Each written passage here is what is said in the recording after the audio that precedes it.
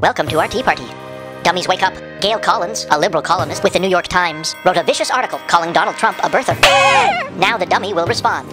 Even before Gail Collins was with the New York Times, she has written nasty and derogatory articles about me. She had written. Huh? Before she was, she had. It should be past tense, so the tenses match. Says who? The rules of grammar. Yeah, well, him and his family. Okay.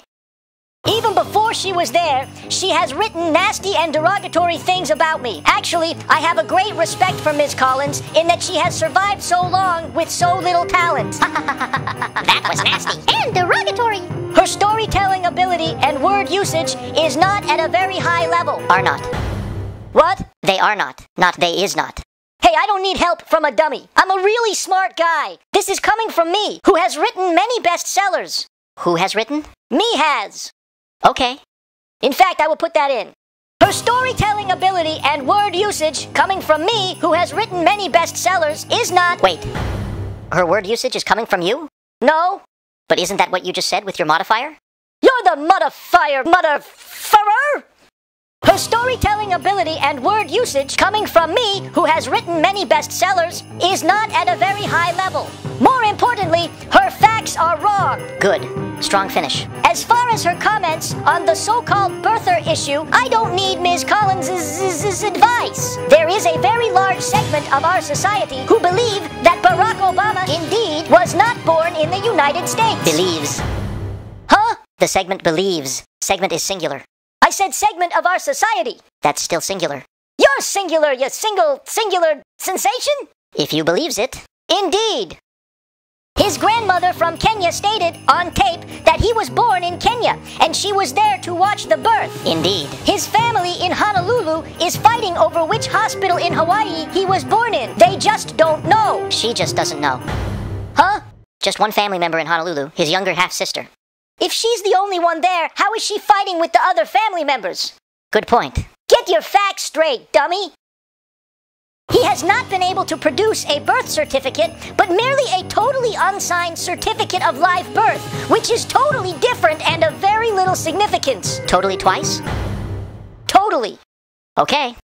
Unlike a birth certificate, a certificate of live birth is very easy to obtain. Equally of importance, Of equal importance, there are no records in Hawaii that a Barack Hussein Obama was born there. other than the certificate of live birth. Yeah, but no bills, no doctors' names, no nurses' names, no registrations, no payments, etk. Except the newspaper notices. As far as the 2 notices placed in newspapers, many things could have happened, but some feel the grandparents put an ad. Ads. Huh? 2 notices, multiple, ads. Put an ad in order to show. Put an ad where? Put an ad in order. Stop correcting me. I don't need your help. I'm a really smart guy. I was a really good student at the best school in the country, motherfucker. Okay. Some feel the grandparents put an ad in order to show that he was a citizen of the U.S. with all the benefits thereto. There too? Thereto. Everybody, after all, and especially then, wanted to be a United States citizen. For the benefits there too. Indeed. The term used by Ms. Collins, birther, is very derogatory and is meant in a derogatory way. And what should we call people who refuse to accept a certificate of live birth issued by the state of Hawaii as proof that a person was born in Hawaii? Dummies! Okay. Had this been George Bush or almost any other president or presidential aspirant, they would never have been allowed to attain office. He. Huh? Had this been George Bush, he would never have been allowed. Or she? He or she, not they. Says who? The rules of grammar. Can you produce these rules of grammar? Just go to Google and type grammar rules. Aha!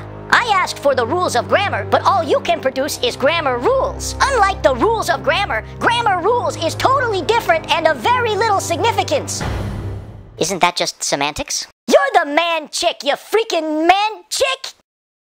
Had this been George Bush or almost any other president or presidential aspirant, they would never have been allowed to attain office or would have been thrown out of office very quickly. How about or would have been immediately removed? No! Thrown out of office very quickly. Okay.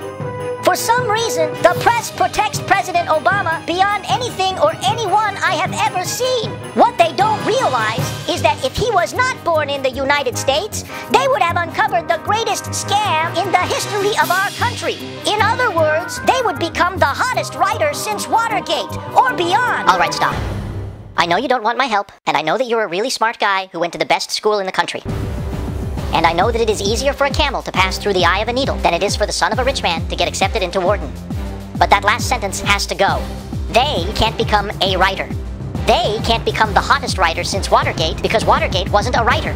Hottest is a way to describe a Miss America contestant, not a journalist. And when you end a sentence with Watergate or beyond, you sound like Buzz Lightyear from Toy Story.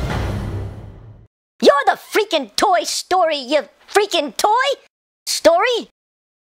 Open your eyes, Gail. There's at least a good chance that Barack Hussein Obama has made mincemeat out of our great and cherished Constitution. It needs a stronger ending. How about instead of there's at least a good chance, you say, there's an 80% chance I bet my fortune on it. You're fired. Release the GMAT score on the Wharton application. You can tell Obama did the second book himself because it read like it was written by somebody of average intelligence with a high school education. Not gonna go there.